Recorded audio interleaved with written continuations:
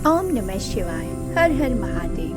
महाशिवरात्रि क्यों मनाई जाती है, जानिए वह रहस्य जो शास्त्र भी हमें नहीं बताते हैं। आज मैं आपको एक ऐसी कहानी सुनाने जा रही हूँ जो शायद आपने कभी नहीं सुनी होगी।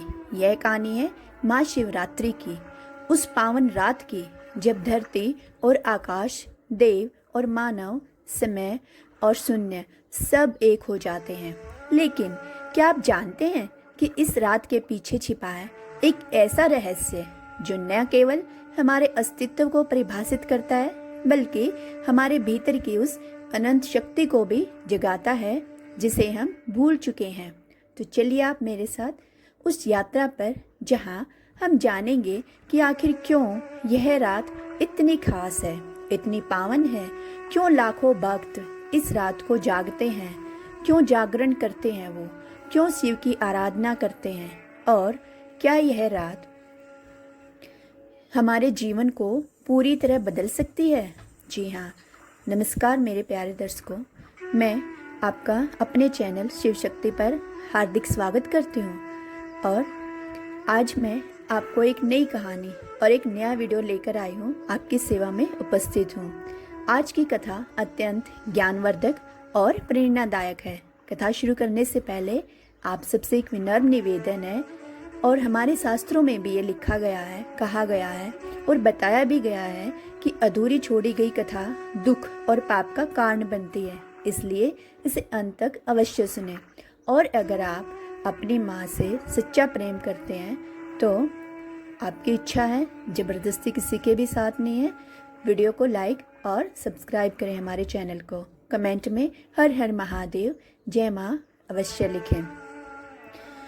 जो कथा है बहुत समय पहले की बात है, जब समय का कोई हिसाब नहीं था, जब ब्रह्मांड अपने शैशव में था।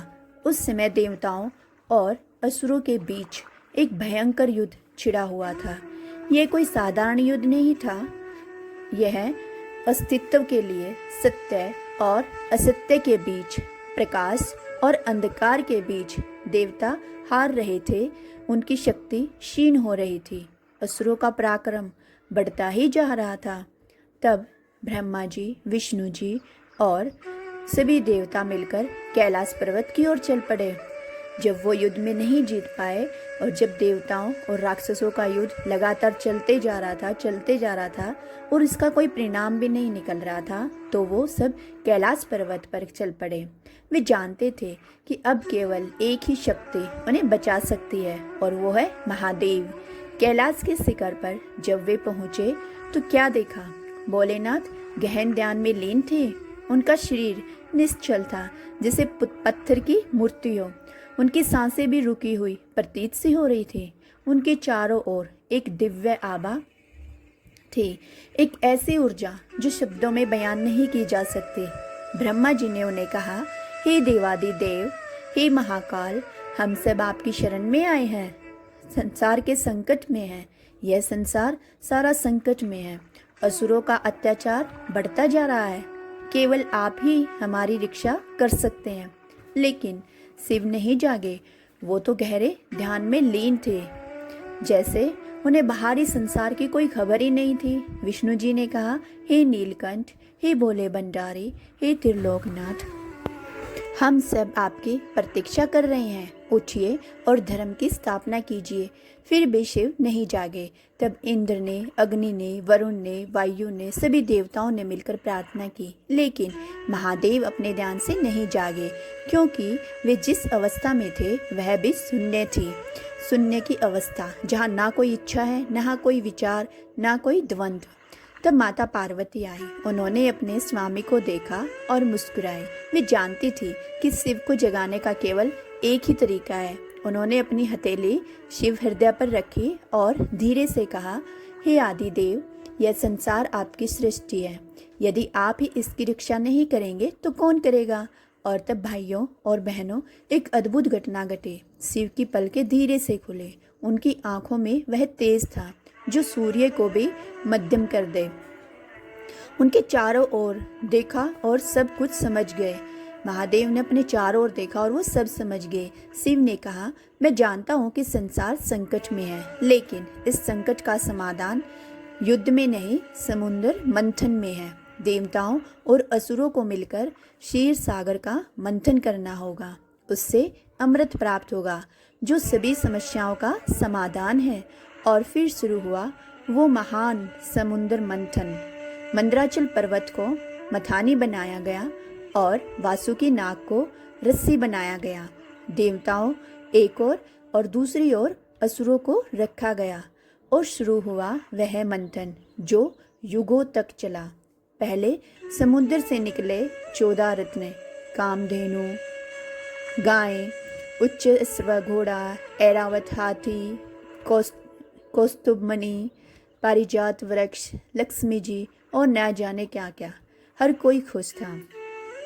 जब समुद्र मंथन कर रहे थे, एक तरफ देवता लगे हुए थे और एक तरफ असुरी सेना, और अब अमृत आने वाला है। लेकिन तभी समुद्र के गर्भ से निकला कुछ ऐसा जिसने सबके होश उड़ा दिए। निकला हलाहल विष, इतना भयंकर, इतना विनाशकारी कि उसकी एक बूंद से पूरा ब्रह्मांड नष्ट हो सकता था।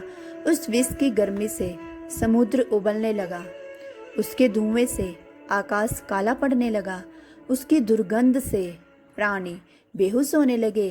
प्राणी और वहाँ पर जो देवतागण और असुर थे वो भी बेहोश होने लगे। देवता भागे, असुर भी भागे वहाँ से, सब अपनी जान बचाने में लग गए। लेकिन वो विष फैलता ही जा रहा था। हर पल हर क्षण वो पूरे ब्रह्मांड को अपनी चपेट में ले रहा था। तब सभी फिर से कैलाश पर्वत की ओर दौड़े। इस बार उनकी आंखों में केवल भय था, गहरा भय। जब विष समुद्र मंथन से निकला और वह पूरे समुद्र को जला रहा था और उसके जहर, उसकी आंख की लपटें पूरे आसमान को काला कर रही थी, तब वहाँ कोई भी नहीं बचा और सब कैलाश पर्वत पर भागे महादेव जी के पास। अब उनके पास समय नहीं बचा था। माता पार्वती जी ने जब यह देखा तो उनका हृदय दुख से भर गया। वे जानती थी कि शिव क्या करने वाले हैं। उन्होंने शिव का हाथ पकड़ा और कहा, हे स्वामी, यह विष आपको मार देगा, कृपया मत जाइए। शिव ने माता पार्वती की ओर देखा। उनकी आंखों में अपार प्रेम था, लेकिन बस उससे भी अधिक था कर्तव्य का बोध। उन्होंने कहा, हे प्रिय, यदि मैं नहीं गया तो यह सारा संसार नष्ट हो जाएगा और यह संसार हमारा घर है, हमारे बच्चों का घर है। एक पिता अपने घर को कैसे नष्ट होते देख सकता है? पार्वती की आंखों में आंसू आ गए। वे जानती थी कि शिव को कोई नहीं रोक सकता। जब वे किसी के भले के लिए कुछ करने का निश्चय कर ले, उन्होंने बस इतना कहा, तो मैं भी आपके साथ चलूंगी। शिव मुस्कुराए। उन्होंने कहा, नहीं प्रिय, तुम्हें यहीं रहना होगा, क्योंकि यदि मुझे कुछ हो गया तो इस संसार को तुम्हारी जरूरत पड़ेगी। तुम शक्ति हो, तुम आदि शक्ति हो, तुम्हारे बिना यह सृष्टि नहीं चल सकती। यह कहकर महादेव उस विष की ओर चल पड़े। हर कदम के साथ वो विष उनके करीब आता जा रहा था। उसकी गर्मी को वे महसूस कर सकते थे, उसकी विनाशक शक्ति को वे जानते थे, लेकिन फिर भी वे नहीं रुके। और फिर शिव जी ने वो किया जो कोई और नहीं कर सकता था। उन्होंने उस हलाहल विष को अपने हाथों में उठाया। वो विष इतना तेज था कि उनकी हथेलियां जलने लगी थी, लेकिन उन्होंने उसे अपने मुख तक ले गया और पी लिया। एक ही घूंट में पूरा विष वो पी गए। लेकिन माता पार्वती कैसे देख सकती थी कि वह विष शिव के हृदय तक पहुँचे और उन्हें नष्ट कर दे। उन्होंने तुरंत अपना हाथ शिव भगवान के कंठ पर रख दिया। उनकी शक्ति से वो विष शिव भगवान जी के कंठ में ही रुक गया। वो नीचे नहीं उतरा, लेकिन उस विष की पीड़ा को शब्दों में बयान नहीं किया जा सकता। वो इतना तीव्र था कि महादेव का पूरा शरीर कांपने लगा। उनका कंठ नीला पड़ गया था, इतना नीला जैसे रात के आकाश का रंग हो। उनकी आंखों से आंसू बहने लगे, लेकिन वे आंसू दर्द के नहीं थे, वे आंसू थे करुणा के। शिव ने सोचा, यह विष जो मुझे इतनी पीड़ा दे रहा है, यदि यह किसी और के शरीर में चला गया होता तो क्या होता? कितने प्राणी मर जाते, कितनी ही माताएं अपने बच्चों को खो देती, कितने बच्चे अनाथ हो जाते। यह सोचकर उन्होंने और भी अधिक पीड़ा हुई। लेकिन यह पीड़ा शारीरिक नहीं थी, यह पीड़ा थी मानसिक, आत्मिक। उन्होंने सोचा कि काश वे अधिक विष पी सकते, काश वे इस संसार के सभी दुखों को अपने भीतर समेट सकते। देवताओं ने जब यह देखा तो वे रो पड़े। उन्होंने महादेव के चरणों में गिरकर कहा, हे महादेव, आपने हमें बचा लिया लेकिन खुद को संकट में डाल दिया। हम आपके इस त्याग को कभी नहीं भूल सकते। महादेव ने कहा, यह कोई त्याग नहीं है, यह है मेरा कर्तव्य। मैं इस सृष्टि का पालनहार हूँ, इसका संहारक भी हूँ। जब सृष्टि संकट में हो तो मुझे आगे आना ही पड़ेगा। लेकिन विष की पीड़ा बढ़ती ही जा रही थी। शिव के शरीर से धुआं निकलने लगा। उसका तापमान इतना बढ़ गया कि जो भी उनके पास जाता वो झुलस हो जाता, जलने लग जाता। तब ब्रह्मा जी ने कहा, हमें महादेव के शरीर को ठंडा करना होगा, नहीं तो यह विष उन्हें भीतर से जला देगा। विष्णु भगवान जी ने कहा, लेकिन कैसे? कौन सी शक्ति इस विष की गर्मी को शांत कर सकती है? तब चंद्रदेव आगे आए। उन्होंने कहा कि मैं अपनी शीतलता से शिव के राहत दे सकता हूँ, महादेव को राहत दे सकता हूँ। कृपया मुझे उनके मस्तक पर विराजमान होने दीजिए। इस प्रकार चंद्रदेव शिव भगवान के मस्तक पर विराजमान हो गए। उनकी शीतल किरणें शिव के शरीर को ठंडक पहुंचाने लगी। जब चंद्रदेव महादेव के सिर पर विराजमान हुए तो उन्होंने अपनी चारों ओर शीतलता की किरणें बिखेर दी, जिससे महादेव के शरीर को ठंडक पहुंचने लगी। धीरे धीरे शिव का तापमान कम होने लगा। फिर गंगा माता आई। उन्होंने कहा, हे महादेव, मैं आपके मस्तक पर बहूंगी और अपनी पवित्रता से आपको शुद्ध करूंगी। और इस प्रकार गंगा माँ शिव की जटाओं में विराजमान हो गई। उनका पवित्र जल शिव के शरीर से होकर बहने लगा। लेकिन सबसे बड़ी राहत दी माता पार्वती जी ने। उन्होंने मस्तक पर उनके हाथ फेरा, उन्हें ठंडा पानी पिलाया, उनके शरीर पर चंदन का लेप लगाया। उनका प्रेम, उनकी सेवा, उनकी भक्ति ने शिव को वह शक्ति दी जिससे उन्होंने उस विष को अपने वश में कर लिया। और वो रात थी महाशिवरात्रि की रात। जो रात शिव ने संसार को बचाने के लिए विष पिया था, वो रात जब उन्होंने अपार पीड़ा सहित लेकिन फिर भी हार नहीं मानी। वो रात जब उन्होंने सिद्ध कर दिया कि प्रेम और त्याग से बड़ी कोई शक्ति नहीं है। लेकिन कहानी यहीं ख़त्म नहीं होती। जब सुबह हुई तो शिव का शरीर फिर से सामान्य हो गया था। विष अब भी उनके कंठ में ही था, लेकिन अब उसने उन्हें नुकसान पहुंचाना बंद कर दिया था। वो अब शिव के वश में था। शिव उठे और अपने त्रिशूल को हाथ में लिया। उनकी आंखों में एक नया तेज था, एक नई ऊर्जा थी। वे कैलाश के शिखर पर गए। उन्होंने वहां पर जाकर नृत्य करना शुरू कर दिया। यह कोई साधारण नृत्य नहीं था, यह था तांडव नृत्य, सृष्टि और संहार का नृत्य। उनके हर कदम से धरती कांपती, उनके हर मुद्रा से आकाश गूंजता। उनके नृत्य में वह शक्ति थी जो ब्रह्मांड को बना भी सकती थी और उसे मिटा भी सकती थी। देवता, ऋषि, मुनि, गंधर्व, यक्ष, किन्नर सभी आकर उनके नृत्य को देखने लगे। वे मंत्र मुग्ध हो गए। उन्होंने ऐसा दिव्य नृत्य कभी नहीं देखा था। माता पार्वती जी ने उनसे पूछा, हे स्वामी, आप नृत्य क्यों कर रहे हैं? तो शिव जी ने कहा, हे प्रिय, मैं आनंद से नृत्य कर रहा हूँ। आनंद इस बात का कि मैं इस सृष्टि की रक्षा कर सका, आनंद इस बात का कि मुझे तुम्हारा प्रेम मिला, और आनंद इस बात का कि मुझे इस संसार की सेवा करने का अवसर मिला। माँ पार्वती जी मुस्कुराए। उन्होंने कहा, तो क्या यह नृत्य केवल आज की रात के लिए है? शिव भगवान ने कहा, नहीं प्रिय, यह नृत्य तो अनंत काल तक चलेगा, क्योंकि सृष्टि और संहार का चक्र कभी नहीं रुकता।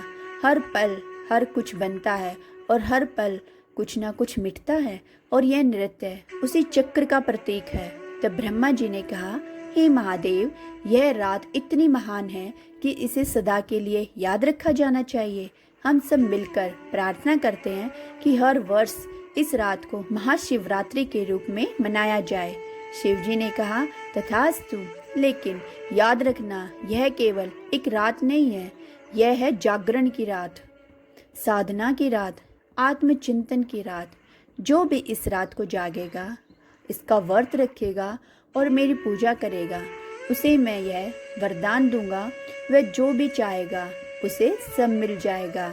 महाशिवरात्रि की महिमा केवल देवताओं तक सीमित नहीं है, यह तो साधारण मनुष्य के लिए भी उतनी ही महत्वपूर्ण है। मैं आपको एक कहानी सुनाती हूँ जो इस बात को सिद्ध करती है कि बहुत समय पहले वाराणसी के पास एक घने जंगल में एक शिकारी रहता था। उसका नाम था गुरुधो। नाम के अनुसार ही वह बहुत क्रूर था। वो निर्दयी भी था, हिंसक था, उसे किसी की भी परवाह नहीं थी। वो बिना किसी कारण जानवरों को मारता, पेड़ों को काटता और अपना जीवन यापन करता था। एक बार महाशिवरात्रि की रात को वो शिकार करने निकला। उसे नहीं पता था कि आज कौन सी रात है। उसे ना धर्म से मतलब था, ना पूजा पाठ से और ना व्रत से। वो बस अपने स्वार्थ में जीता था।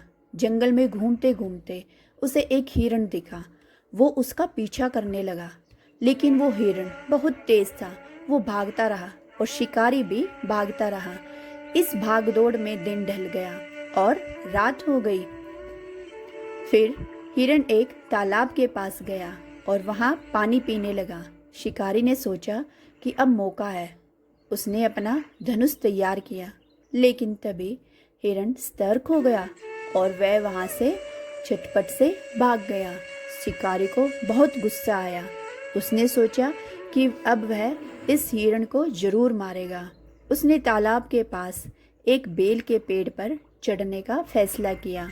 वहाँ से उसे हिरण दिखाई दे सकता था। वह चढ़ा और उस पेड़ पर बैठ गया, लेकिन वो नहीं जानता था कि वो बेल का पेड़ शिवलिंग के ऊपर था। अर्थात उस पेड़ के नीचे एक शिवलिंग बना हुआ था जो धूल मिट्टी और उस पेड़ के पत्तों से पहले से ही ढका हुआ था। और जब वो पेड़ पर चढ़ा तो उसके पैरों से बेल के पत्ते शिवलिंग पर गिरने लगे। पूरी रात वो वहाँ बैठा रहा और हिरण की प्रतीक्षा करता रहा, और इस प्रतीक्षा में वो उस पेड़ से एक एक पत्ते तोड़कर नीचे डालता रहा ताकि उसे नींद ना आए और वह अपना शिकार कर सके। भूख की वजह से उसने कुछ भी नहीं खाया था, इसलिए अनजाने में ही उसका व्रत हो गया। रात भर जागते रहने से जो जागरण हो गया था और बेल के पत्ते तोड़ते रहने से जब वो नीचे डाल रहा था तो वो सारे पत्ते शिवलिंग के ऊपर चढ़ रहे थे, तो वह शिव की पूजा हो गई थी।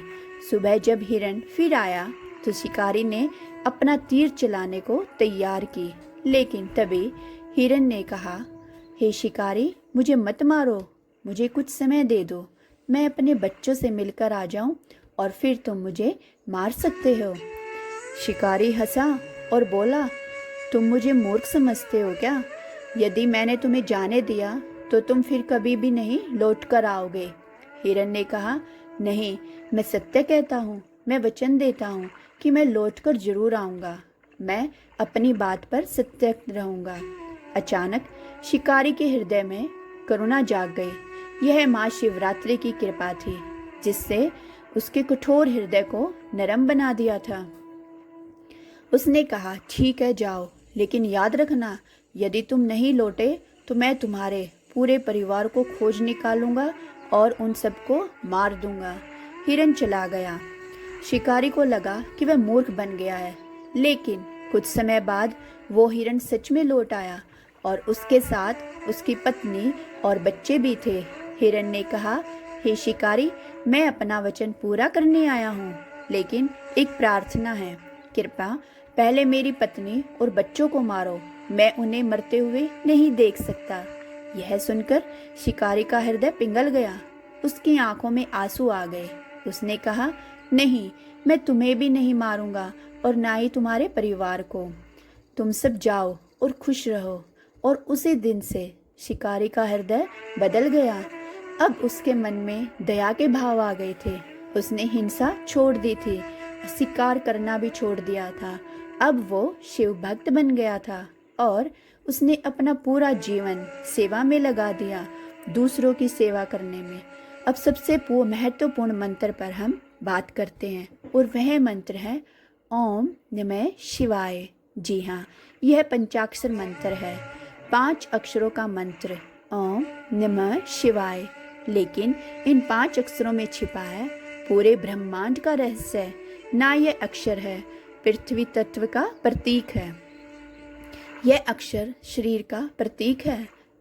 यह अक्षर है जल तत्व का प्रतीक, यह हमारी भावनाओं का प्रतीक है। शिव यह अक्षर है अग्नि तत्व का प्रतीक, यह हमारी ऊर्जा का प्रतीक है। यह अक्षर है वायु तत्व का प्रतीक और यह हमारे प्राण का प्रतीक। यह है अक्षर ह, इस आकाश तत्व का प्रतीक। यह हमारी आत्मा का भी प्रतीक है। जब हम ओम नमः शिवाय बोलते हैं तो हम इन 5 तत्वों को शिव को समर्पित करते हैं। हम कहते हैं कि हे शिव, यह शरीर तुम्हारा है, यह प्राण भी तुम्हारे हैं, मैं कुछ भी नहीं हूँ, सब कुछ तुम हो। महाशिवरात्रि की रात इस मंत्र का जाप करना बहुत शक्तिशाली होता है, क्योंकि इस रात ब्रह्मांड की ऊर्जा कुछ ऐसी होती है कि मंत्र की शक्ति कई गुना बढ़ जाती है। इस रात एक बार मंत्र जपने का फल 1000 बार जपने के बराबर होता है। तो अब आप समझ गए होंगे कि महाशिवरात्रि क्यों इतनी महत्वपूर्ण है। तो आइए इस महाशिवरात्रि को पूरी श्रद्धा से मनाएं और महादेव का ध्यान करें, शिव की पूजा करें, लेकिन सबसे बढ़कर शिव पे समान बनने की कोशिश करें, जो हमेशा दूसरों की मदद करते हैं और सबके लिए दयालु बने रहते हैं, क्योंकि यही असली भक्ति है, यही असली पूजा। यही थी महाशिवरात्रि की वह कहानी जो आमतौर पर नहीं सुनाई जाती। यह थे वे रहस्य जो शास्त्र में भी पूरी तरह नहीं बताए जाते। लेकिन अब जब आप जान गए हैं तो आप सभी भी महाशिवरात्रि धूमधाम से मनाइए। आप सभी को हैप्पी महाशिवरात्रि की बहुत बहुत शुभकामनाएं। हर हर महादेव कमेंट में अवश्य